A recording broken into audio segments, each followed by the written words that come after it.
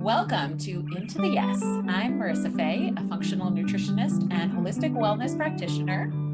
And I'm Jen Nickel, a movement witch and intuitive Reiki master. You are in the right place if you're ready to question society's wellness standards and prepared to be inspired to make changes that are right for you. Join us as we get into the yes. Let's go.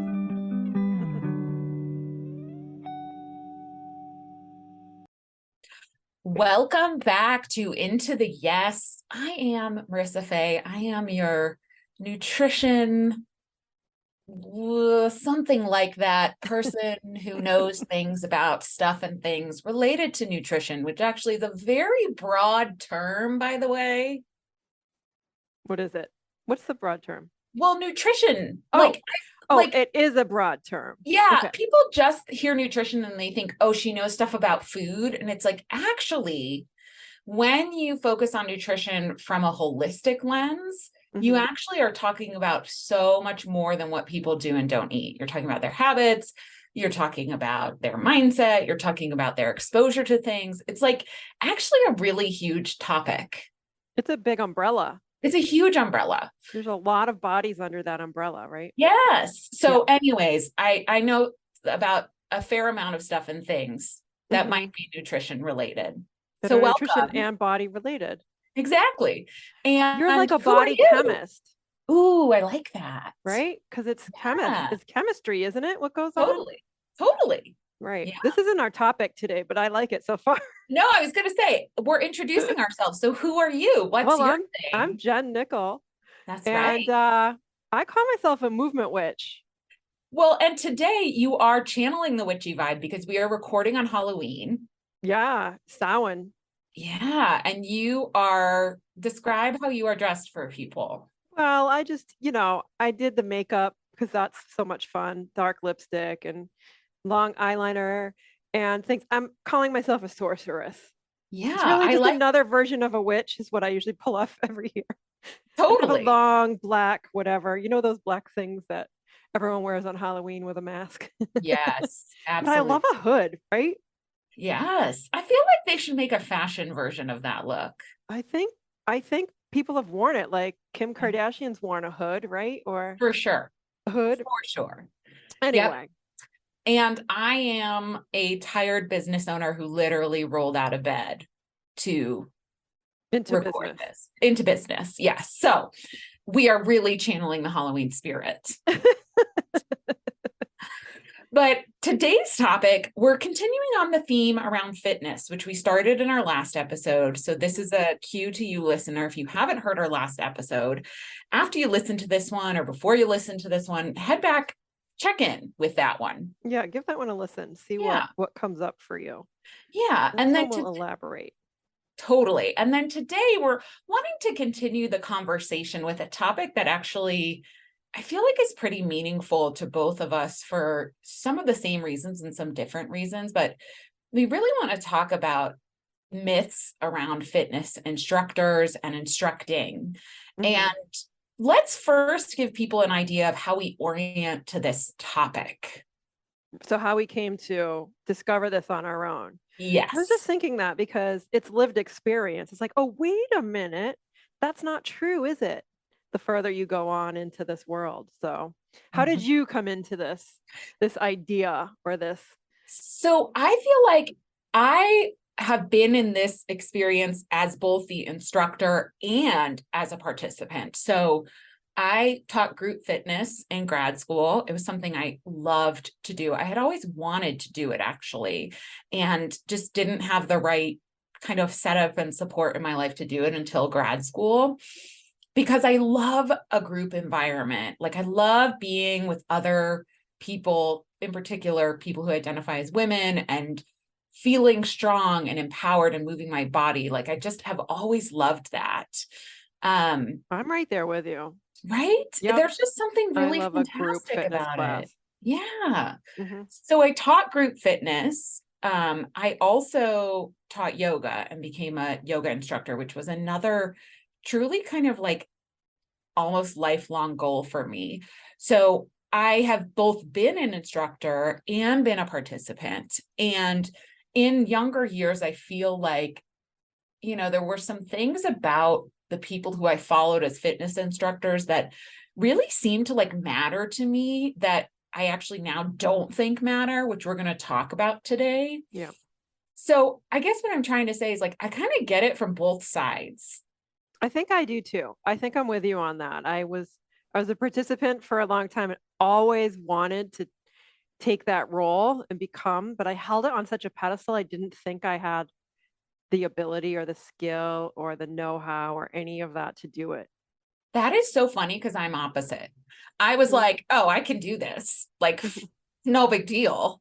Yeah, I like that. Yeah, you're like, oh my God, this is so amazing and complicated. And I want to, be respectful of this. And I'm just like, oh, I could do that. And I think there's both schools of thought and both people go in like you did. Like we're examples of people who go into it. I can do that. That's yeah. Totally. Or it's scary.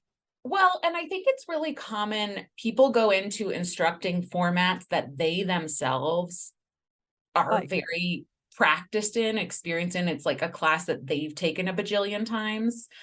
Um, and I actually taught some things that were not my jam. did you what's the number one thing you taught that wasn't your jam? I guess spin. Yeah. I taught spin and I taught mat Pilates. So did either of those things make you like them more once you started teaching them, or were you like, yeah, this is still not my jam, but I'm teaching it? I mean, I kind of was in a situation where I had to learn more about it. And I think I had more of like a scientific approach to it in a way and a like methodical approach of like, okay, here's the class sandwich. We start with this is the middle, this is the end. I Yeah. actually think in some ways I was great at instructing those formats because they weren't my jam. Oh, interesting. Yeah.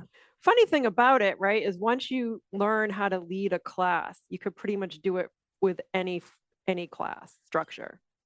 Totally. In like kind of the group fitness world, Right. which I feel like takes us to the first thing that I want to touch on as far as myths and magic related to fitness instructors. I'm going Right. to add Right. that. I like that. Is about credentials. So I'm curious, Jen, what your perspective is about credentials that fitness instructors tend to have or not have. What's your take on that? I think that it's become so popular to create a certification program for whatever format you've designed. Like someone can come up with their twist on it and then create a certification. And so it's gotten kind of watered down.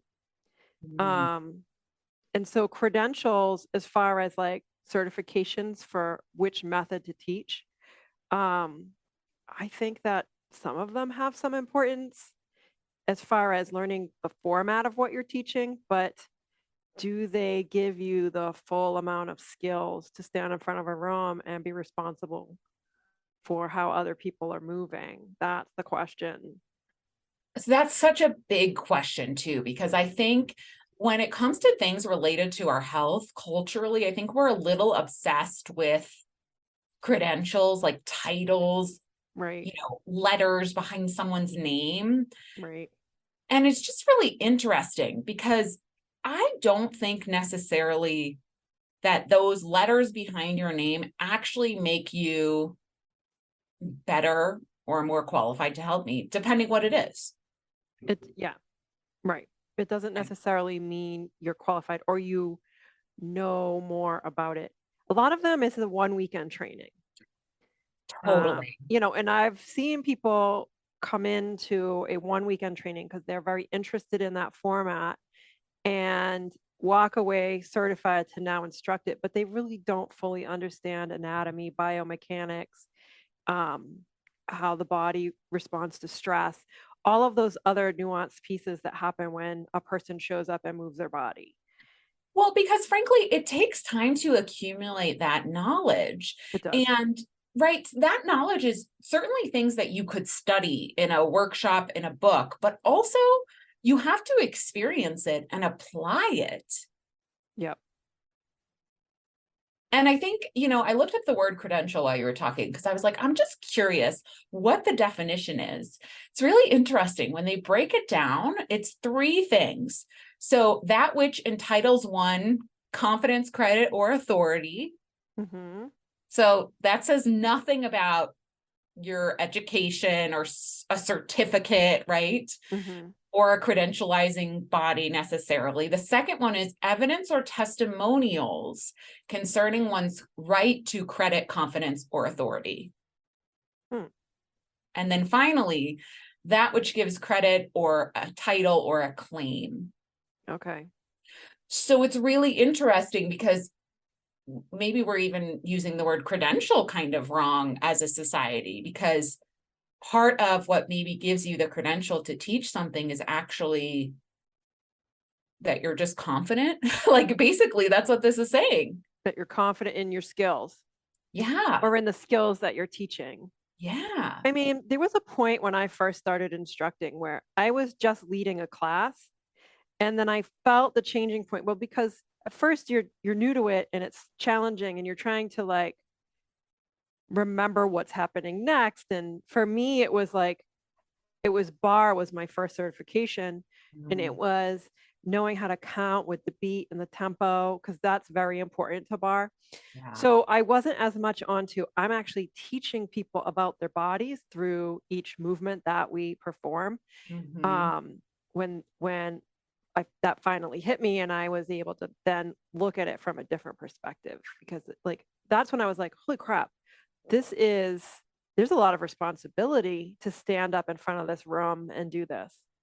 Well, and even for you, I think about how like your background in occupational therapy, Right. like that gives you a whole other layer, frankly, to understanding bodies. And that's never something that like, you know, as a bar teacher, you were going to put in a credential likely of like, Right. I'm an occupational therapist, but I know that Right. that background actually gave you so much more, in my opinion, like ability to teach.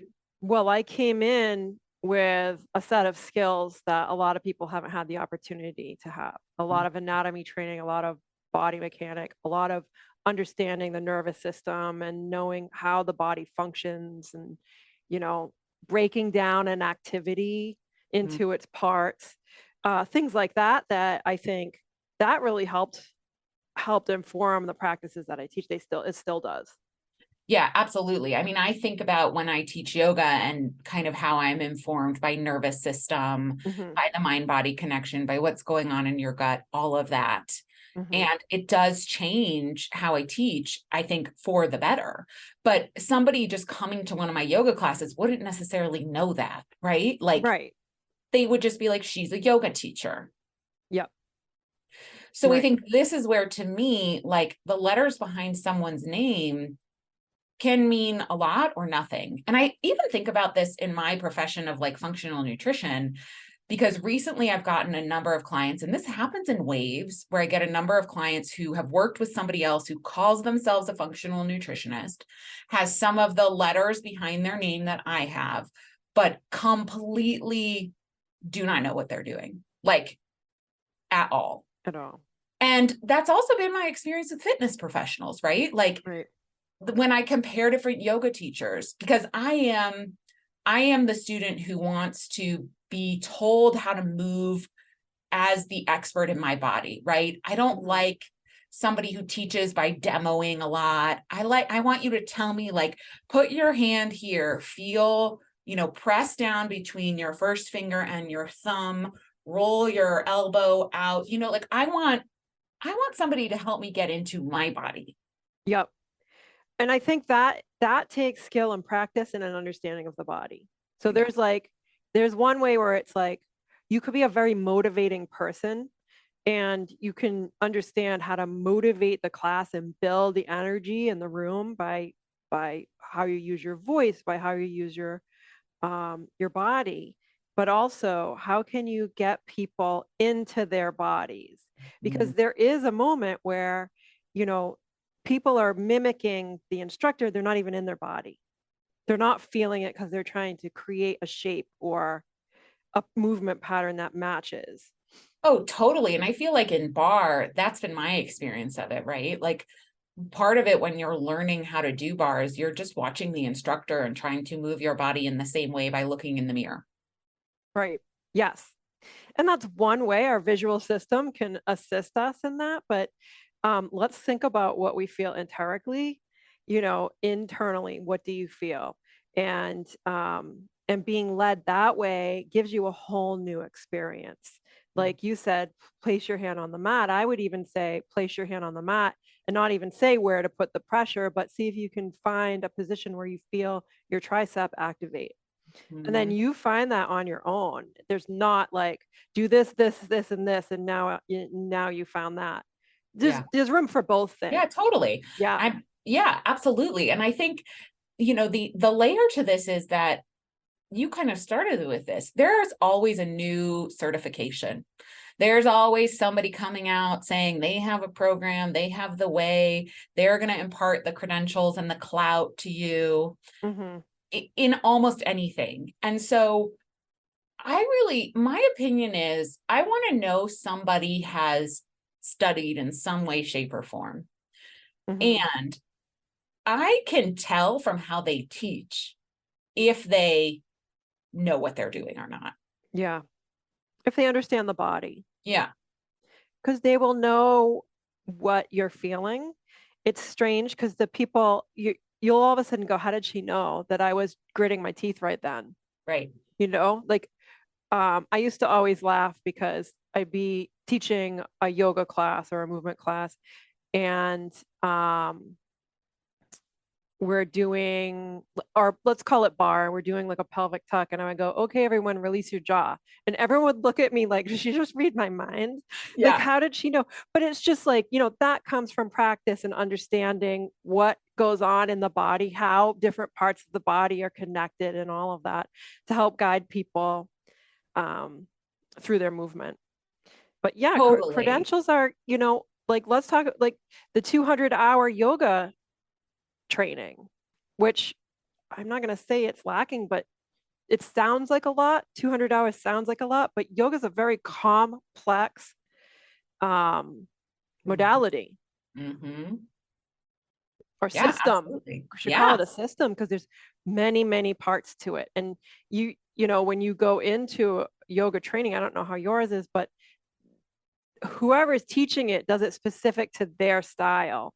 And so I think it's an instructor's role to stay very humble in what they've learned and what they know Yeah. And I and think what to they stay offer. curious, and honestly, that's something I look for in an instructor or anybody who's going to help me with something related to my health. It's like, Hmm.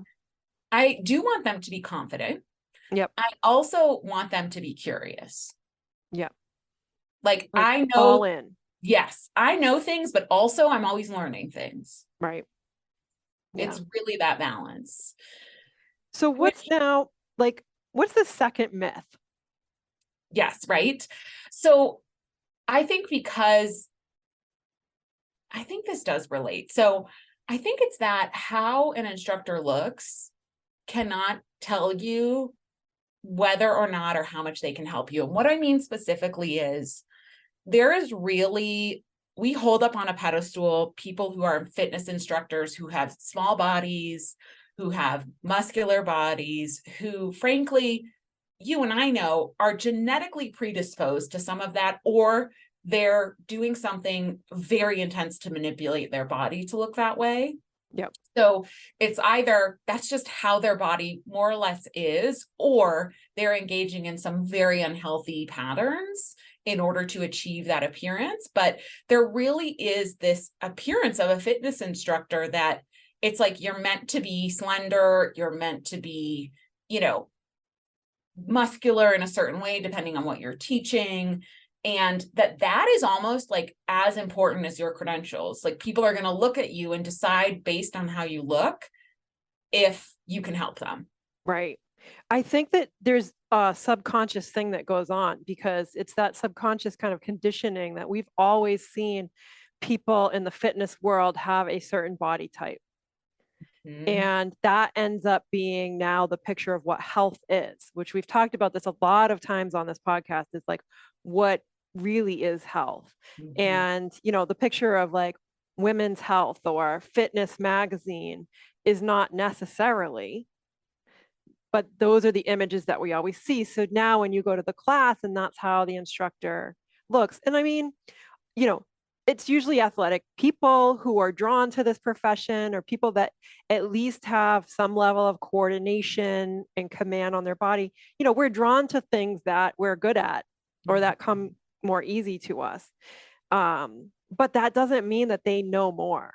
It means they know how to work their body, Yeah, but it doesn't absolutely. mean that they know more. And I think this is a tricky one. And I find this to be a really important topic. It's like, I see this a lot online. You know, there'll be someone who was born into a body that is long, tall, Mhm. slender, and they're teaching a certain style of fitness. And typically, you see them doing a Pilates type of bar type of workout, and they'll say things like, create long, lean lines. And that, you know, that messaging with the appearance of this person, which we have held on a pedestal, we've been told is the best way to look, makes you feel like, oh, I have to do that, and then I get that. And they'll say, create long, lean lines. And I'm like, my argument is like, you can't make a long, lean line in a body that is curved. Yeah, You either were born with them or not. totally. Right. And like, what is there another way? Just is there another way, I guess, is the question. I mean, I think it's tough, right? Because someone who doesn't have that type of body that we've been trained to see, someone in, say, a larger body, or just a body where you don't necessarily see the muscles, but they're a very strong person, Mhm. right? They're just as qualified to teach a class. Well, and I think the question is more, are they practiced in what they're teaching? Yeah, Actually, right? Because I think right. about it, and I have probably every time I've taught a fitness related class or a yoga class, I've, had a body that is a little bit larger than what kind of that mainstream norm is. And I always do feel like I have to prove that, like, I know what's up. Yeah, So I always like go in ready to show my knowledge and awareness and give people an amazing experience because I want to be part of us redefining, what bodies look like and what that means they're capable of. right, right. Yeah, because that's what I mean, we have a variety there's a variety of bodies in the world. There's a variety of people looking to be led in fitness. I think it's misleading for us to believe or be taught that if you do this workout, your body will look like this. Yes, No, if you do this workout, your body will look like your body, but you're taking care of it. And it exactly. might be a taken care of version of it, however it chooses to show up in that way. But that's all that it is. And I think that that's an important message for instructors to share. It's like, listen, I happen to be tall and thin. I was born that way, and that's just the way that I am. It doesn't mean that this workout gets you there. Like, there's no workout that gets you taller, No, you know? Right? Like that's we're trying to do that same thing. We totally. think I want those abs or I want that those are my goals. How do I do that? And what happens then? People ask the instructor, "You're my body goal. How do you eat?" Yes. And that kind of takes us into the next one, which is, you know, not assuming that somebody who is instructing you in one particular format or an area of fitness that they actually are qualified or should be giving you advice on other topics related to your health. Right. Yeah. It's called scope of practice, right? Yes, ma'am. Yeah. It's like does the person have training in nutrition, which we just talked about is a very big umbrella? Or did they just find something that worked for them? And so that's what they teach everyone else. Well, exactly. And this is again the whole like weekend workshop thing.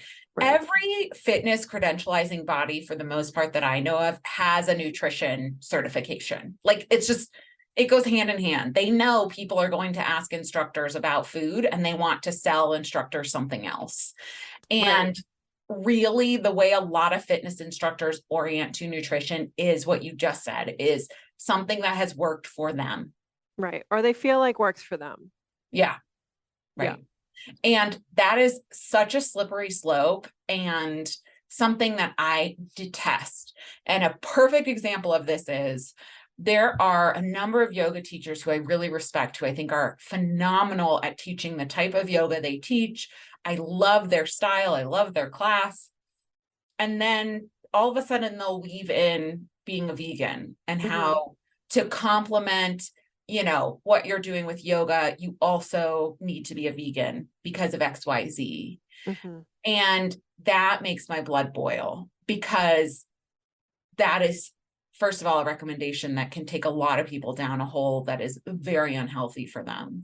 But also, what does my yoga practice have to do with the exact diet I follow? Right. Right.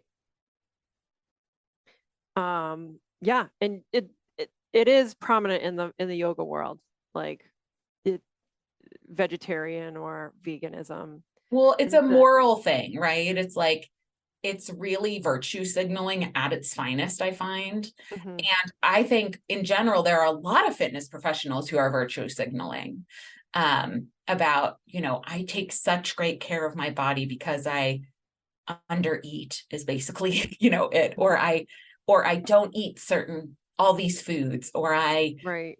count every morsel that goes into my mouth.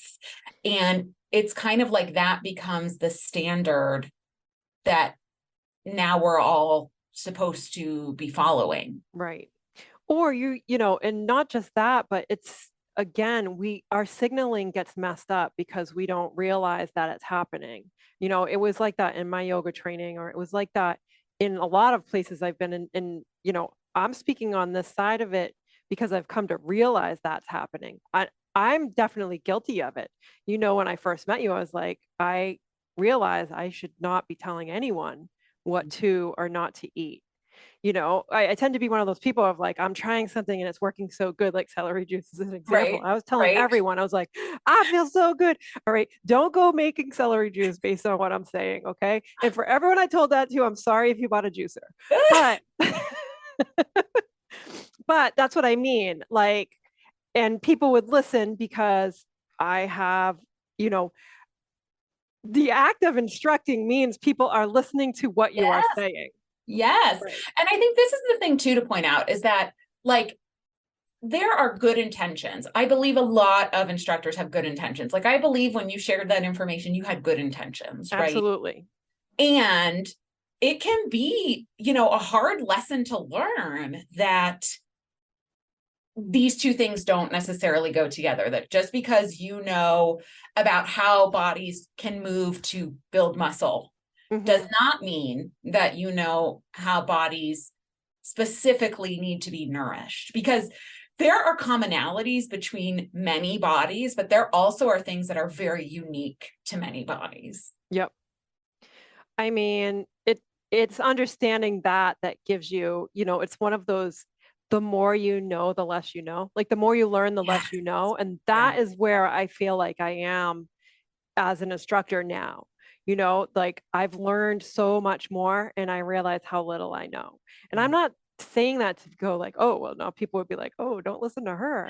But what it means is that you need to keep learning. You need to keep looking at, well, because all right, the science of the body changes minute to minute, and how we understand the body and what it needs and what works for it and all of that. And not only that, it's very individual. Yes. Right. Yeah, absolutely. And, you know, I think it's a marker of actually somebody who knows their craft better, who says, the more I learn, the less I know, Hmm. or the more I learn, the more I know that I only know like this much and I'm putting my fingers together like to make an inch. It's like, I know this thing very specifically well.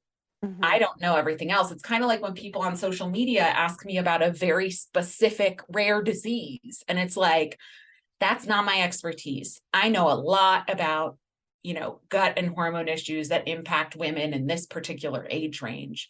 And I don't know about this degenerative disease that you're asking me about. Right. Right. It's interesting, right? That kind of brought up this idea that, if you see someone that's able to do something with their body, that means they'll be able to teach you that. Like we've seen a lot of like this went on in the yoga community for a long time, people in handstand, and because this person has the skill to be able to press into a handstand, that they would be able to teach someone else to do that. But do they just have that skill in their body? Or do they know all of the components, the biomechanical components, the range of motion components, the what is needed, where to build the strength? Do they understand all of that to lead other people into it? Also, this is just a side note on that, which is I've been practicing yoga for 10 years before I got my first handstand. And the reason I got my first handstand was because I started doing barbell work. So, Strength. yes, strength. I started really building my core in a 365 and loaded with weight way. Hmm. And that is when I got my first handstand. Wow. That says a lot about proximal stability, which Yep. is your trunk, Right. right? Because that's where it comes from. But again, just because someone can press up into a handstand, like a lot of these people were like they did gymnastics as children. They gained that skill at a young age. And I will tell you that like I wanted it. I wanted it bad. I would keep trying it and I was in pain. I was in Yeah. pain from trying. It was when I started to break it down and go, oh, Jen, you don't have the shoulder range of motion control for this skill right now. It takes time to build those things. So I just think there's a lot to an instructor's ability to instruct someone else versus do the thing and look the part. Absolutely. And I think this brings me to like what I think is our ultimate point, which is nobody else is responsible for being an expert in your body. Right. You are responsible for being an expert in your body, whether you're in a yoga class or a group fitness class or doing a Peloton workout or in the gym or nobody else, not even an instructor who has all kinds of fancy titles and credentials. You are ultimately responsible for your body and listening to your body. Right. Right. And you can use the classes that you go to inform you about your body. Like, oh, you went to a class, there was a bunch of like burpees or up and down, and you felt lightheaded.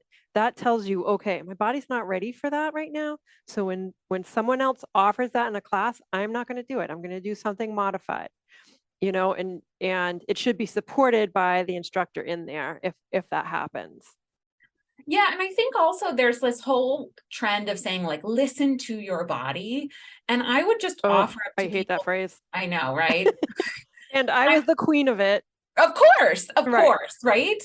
Which I would just say it takes experience and practice to listen to your body. So don't feel like that's the thing you have to hold on to, right? Like, What is listen to your body? Like it's such an abstract statement. yes. And, I, again, you learn it. And so you're repeating it. And then it was like one day when I went, what do I even mean by that? Okay, here are the signs that your body is telling you that it does not want to do more. Here are the signs that your body is telling you it has a little more in it. It's our Mhm. job, our role is to teach. So teaching you what to look for in your own body, you should feel empowered. Yes. And honestly, that is my philosophy when I teach clients and students about nutrition. Hmm. It's like I am an educator. Right. That's how I see myself. And I'm guessing that's how you see yourself, with what you teach related to movement. 100%. Yeah. And I think too, when you're an educator, it's less about me. Hmm. You know what I mean? It's more about the experience, the sharing, the providing tools. But Absolutely. I'm not trying to take all the power. Right.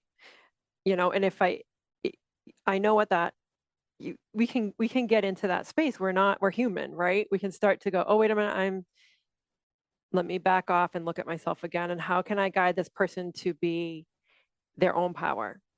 Yep. I don't Yeah. even like to say like, I don't even like to say my clients or my, because it's each person that's there doing their individualized thing.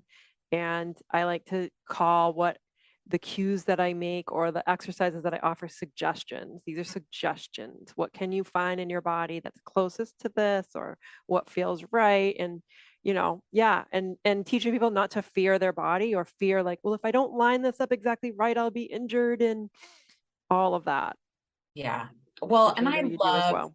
I love that philosophy of teaching. Hmm. And I also think it can feel very different depending on what type of movement practices or fitness classes you're coming from. And I know when I first started experiencing classes like that, at first I was frustrated Yeah. because I wanted to be told what to do, to be like very direct, Yeah. you know, Yeah. because my goals were to change my body, right? Right. Right. Whereas now I love a cue like that because I'm like, yeah, let me find as I sweep my arm up. Let me see, does my arm want to sweep to the side? Do I want to roll my wrist? Do I want to bring it forward? Like, what's that experience like, you know? Right. Well, I think it's a matter of also mindset when you show up to move your body. Like that's why I like to call it movement rather than exercise or fitness. You're Yeah. moving your body, and what is the goal there? It's to keep it moving, make it move well. So, what are the ways that we can do this? Which I want to shine like a big light on that of the whole point of fitness, right? Is Right. what you just said, is to be able to continue to move your body and move it well. Right.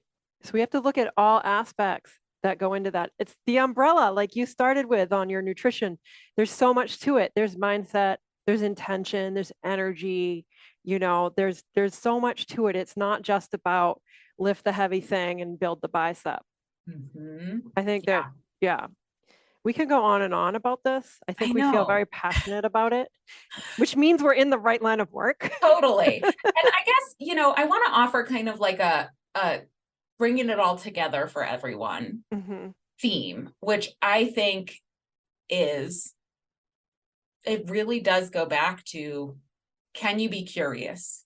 Can you be curious about what somebody is offering to you as an instructor, as somebody who's kind of on a pedestal of authority? Can Right, you be just curious about what they have to offer versus following exactly what they have to say? right, right. And maybe asking questions. Like Yes. if they say, line it up like this, say, okay, why? Yeah. You Yep. know, you're in charge of how you move your body, not anyone else. Yes. So you can say, but why? Why am I doing it like that?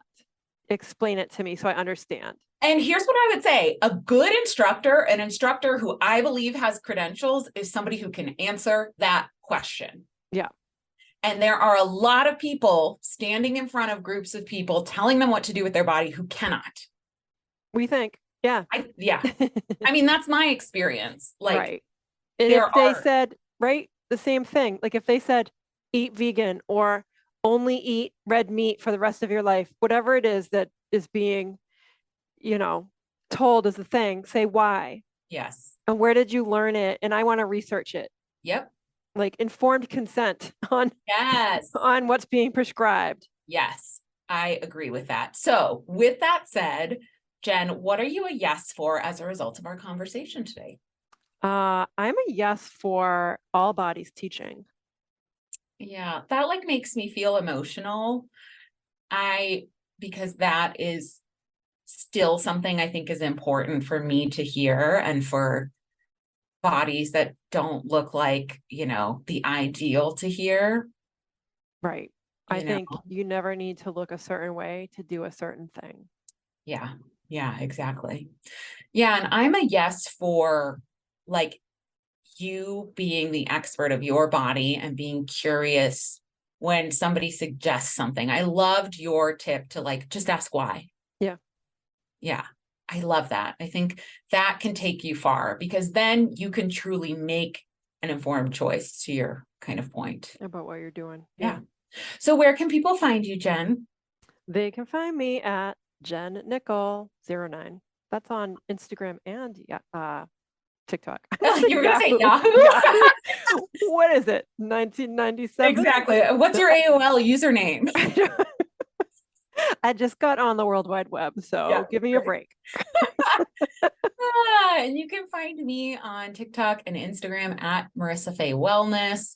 Also, depending on when you're listening to this, if you're listening in the month of November, I'm doing a special Black Friday shebang on the Balanced Hormone Blueprint, which is my signature gut and hormone healing course that takes you step by step through my 5-step method. That literally is what I teach my one-to-one clients over the course of 6 months. So this is truly a phenomenal way to learn, and it does have live coaching as a feature of it. But I'm doing a special where I'm offering a bonus learn to interpret your own thyroid labs class. So you can pick that up at bit.ly/balanced hormone blueprint and enter the code early Black Friday, all lowercase, to grab that.